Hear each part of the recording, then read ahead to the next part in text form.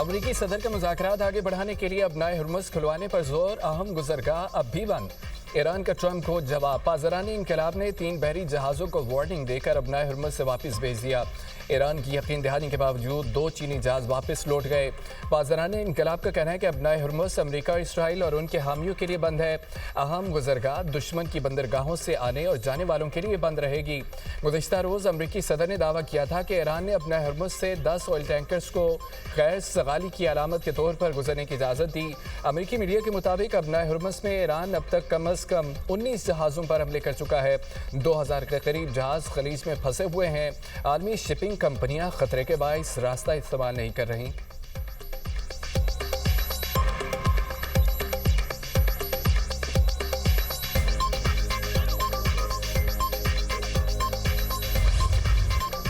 امریکہ کا ایران کی توانائی تنصیبات پر 6 اپریل تک حملے نہ کرنے کا اعلان۔ صدر ٹرمپ نے سوشل میڈیا پر بیان میں کہا کہ اقدام ایرانی حکومت کی درخواست پر کیا گیا۔ ایران کے ساتھ بات چیت بہتر انداز سے جاری ہے۔ امریکی صدر کی جنگ بندی نہ ہونے پر شدید کارروائی کی بھی دھمکی۔ امریکی میڈیا کے مطابق ڈونلڈ ٹرمپ کا مشرق وسطی میں مزید 10,000 فوجی بھیجنے پر غور۔ انفینٹری اور بختربند گاڑیاں بھی شامل۔ ایران میں زمینی کارروائیوں کے خدشات بڑھ گئے۔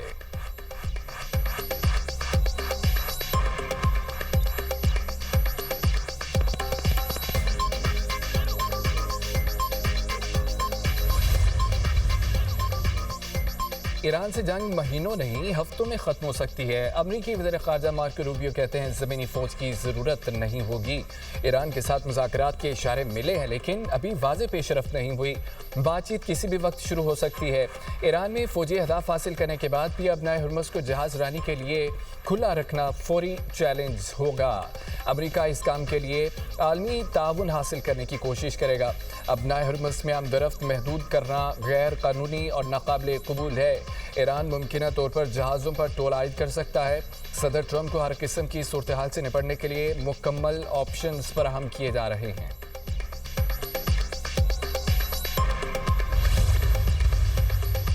امریکہ اور ایران کے نمائندے جلد پاکستان میں ملاقات کریں گے۔ جرمن وزیر خارجہ کا بڑا بیان، کہا کہ حکام کی براہ راست ملاقات کے لیے تیاریاں کر لی گئی ہیں۔ جرمن وزیر خارجہ کا روس پر ایران کو حملوں کے اہداف کی نشاندہی میں مدد فراہم کرنے کا الزام۔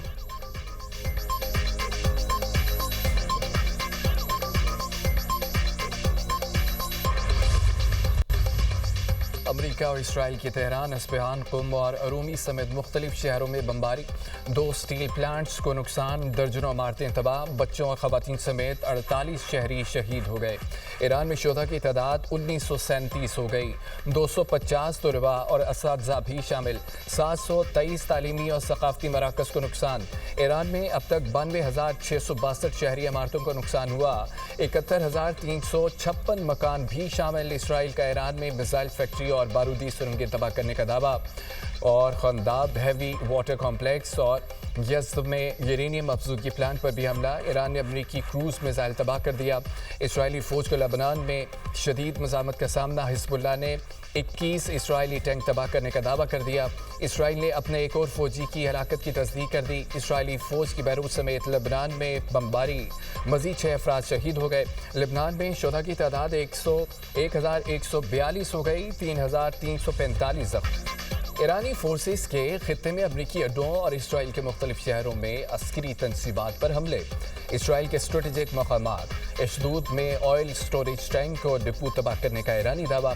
24 گھنٹے کے دوران 261 اسرائیلی زخمی، مجموعی تعداد 5,492 ہو گئی۔ سعودی عرب کے الخرج بیس میں امریکی ایندھن فراہم کرنے والے جہازوں اور لاجسٹک سپورٹ بیڑے کو تباہ کرنے کا بھی دعویٰ۔ کویت میں شیوخ اور المبارک الخیبر پورٹ پر بھی ڈرونز اور میزائل حملے سے نقصان۔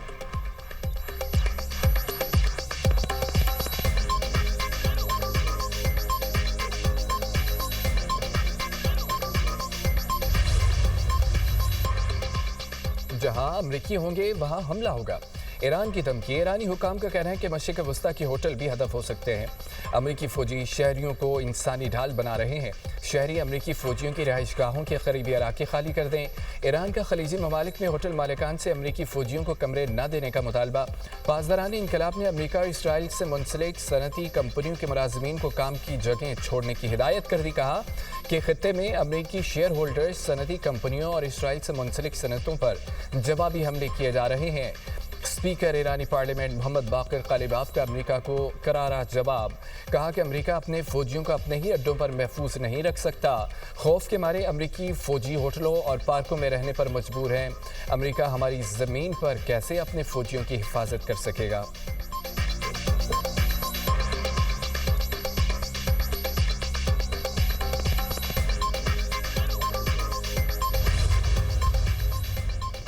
وزیراعظم شہباز شریف کو کویت کے ولی عہد شیخ سبال خالد کا فون۔ وزیراعظم کا کویت کے عوام کے ساتھ مکمل یکجہتی اور حمایت کا اعادہ، قیمتی جانوں کے ضیاع پر دلی افسوس اور تعزیت کا اظہار۔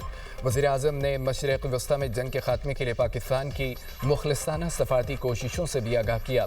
کویت کے ولی عہد نے امن کے لیے وزیراعظم کی کوششوں کو سراہا اور مکمل حمایت جاری رکھنے کا یقین دلایا۔ دونوں رہنماؤں نے پاکستان اور کویت کے تعلقات مزید مضبوط بنانے پر اتفاق کیا۔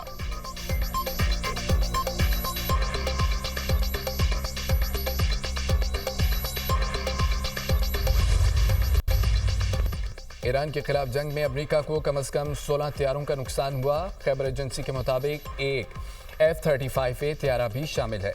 F-35A طیارہ 19 مارچ کو ایرانی زمینی فائرنگ سے متاثر ہوا، جس میں پائلٹ زخمی ہوا۔ طیارے نے مشرق وسطی میں امریکی اڈے پر ہنگامی لینڈنگ کی۔ 2 مارچ کو کویت میں 3 F-15E طیارے دوستانہ فائر سے تباہ ہوئے۔ 12 مارچ کو عراق میں KC-135 طیارہ گر کر تباہ ہوا، 6 اہلکار ہلاک ہوئے۔ مزید 5 KC-135 طیارے زمین پر ایرانی میزائل حملے سے متاثر ہوئے۔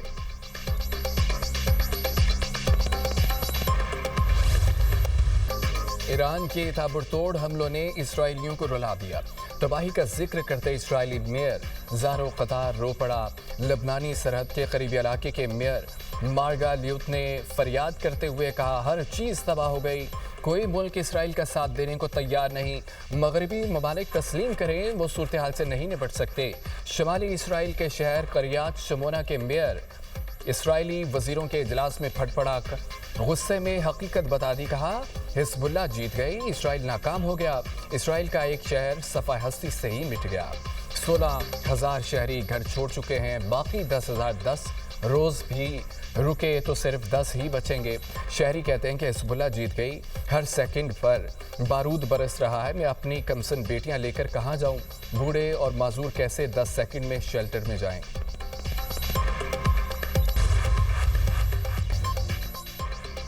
عالمی منڈی میں خام تیل کی قیمتیں مزید بڑھ گئیں۔ امریکی WTI خام تیل کی قیمت میں 5% اضافہ۔ امریکی خام تیل کی قیمت $99.28 فی بیرل ریکارڈ۔ لندن برینٹ خام تیل کی قیمت بھی 3.80% بڑھ گئی۔ برطانوی خام تیل کی نئی قیمت $112.14 فی بیرل ہو گئی۔ متحدہ عرب امارات میں شدید طوفانی بارشیں اور ژالہ باری، معمولات زندگی درم برم۔ دبئی، شارجہ، ابوظہبی، عجمان سمیت کئی ریاستوں میں موسلادھار بارش۔ راس الخیمہ میں سیلابی صورتحال، سڑکیں تالاب بن گئیں۔